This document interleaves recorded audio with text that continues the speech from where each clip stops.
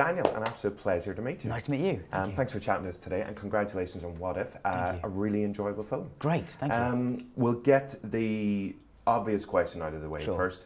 Can men and women really just be friends, even though they want to make sweet, sweet, passionate, lovely love to each other? Well, that's the thing. I think if you really want to make sweet, sweet, passionate love to a girl, you probably can't just be her friend. That is, you know, that's tricky. Simply because, I mean, maybe you can, but it might be just so painful for you that I wouldn't advise it. But I do think that away from sort of sexual and romantic attraction, there's plenty of platonic relationships out there between men and women who have no desire or plans to sleep with each other. Yeah. No, excellent. Thank you for that life advice. I'll go home and I'll see if my wife agrees. So like, I'll see how that goes. Okay, cool. Yeah. Are you sick and tired of the when Harry Potter met Sally references yet in terms of the film? No, not really. I mean, it's quite funny. I mean, to be fair, like that's quite good. Have you heard that already? I'd heard it. I'd heard it for the first time last week, but I heard someone saying, this movie's already been called When Harry Potter Met Sally. It's like, no, it's not. You just started it then. I've been involved with this movie and you just did it for the first time. Because I mentioned The Office earlier on, they were like, you should say that.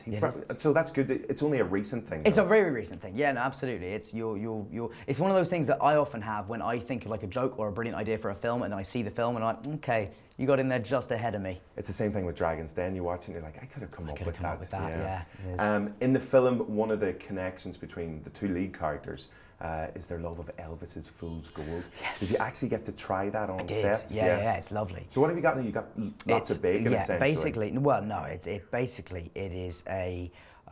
I think I can remember my speech from the film pretty much. It's you take a loaf of Italian white bread. You be Zoe.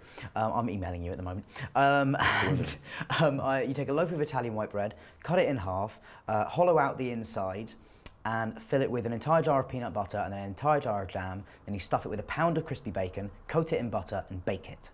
And it's delicious. Like, how could it not be after all those things? And then eat it. And then eat it. And I ate like 4 slices, I think, probably in total over the kind of couple of days we were filming with them. Zoe only had one. She had one. Like the moment at the end. Oh no, I keep forgetting. No, don't hear that. I also keep forgetting that the movie has a different ending in America than it does here. The ending here, in my opinion, in Ireland and the UK is better. Okay. But it's you know, we tested the film in the States and they were like, what happens next? You know, they have sex. But that wasn't enough. What the people wanted. That's what the people wanted. So we had we didn't film like a sex scene. That's not what we did, just to totally give the wrong impression. But we filmed another bit at the end of the movie. But I definitely prefer it how it's over here. Gotcha. In terms of chat-up lines, talking to girls, best chat-up line that you've heard? Somebody the other day told me one that I was reading them off a list of chat-up lines because it was this thing on the radio, and one that it took me a second to get, but I really liked it was, what do you have for breakfast?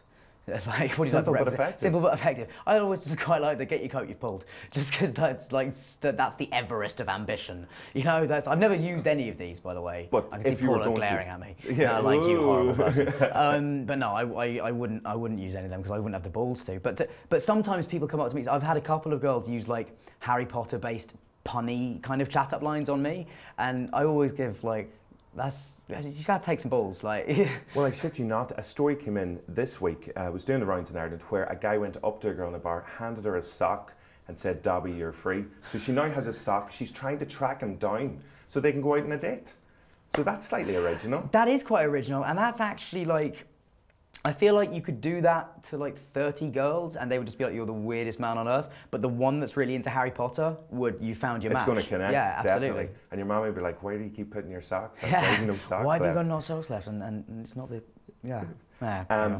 Speaking of What If, the title of the film, I did a quick Google search, and you know whenever it automatically completes your question? Oh yeah, I've got a selection. That's a great idea.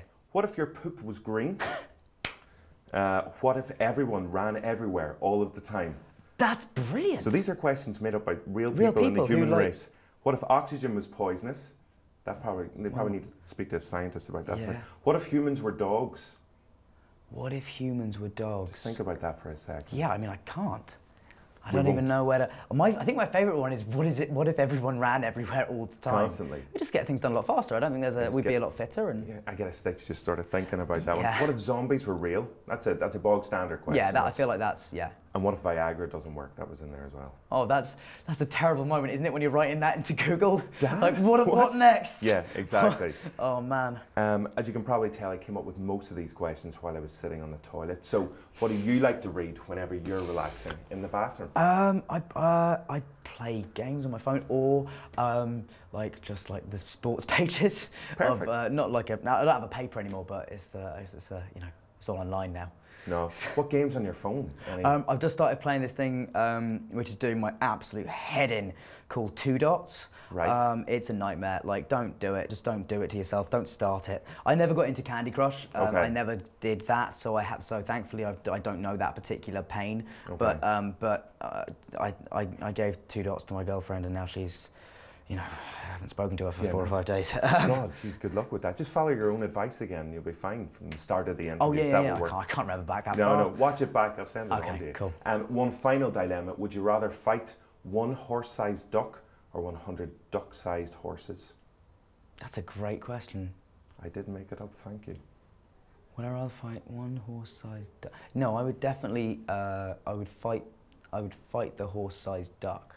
The single duck? The single duck. But ducks normal size are vicious anyway. It's just that me personally, I would fall into the other. I know, I just think that a horse has got more things it can do to you. And when there's a lot of them, it's like, it's got 4 limbs. Your ducks, you've only got those 2 feet. True. So if you can get close enough to take out the legs, duck's Tactics, gone. I like it. Yeah. That's what it's about. Listen, it's been an absolute pleasure. Awesome. Congrats on the film again. I'm going to head over to the States, see the other film, yeah, compare the two, and come back. Perfect, thank you. Listen. That would be truly how you do your job. Thank you very much. Cheers, man.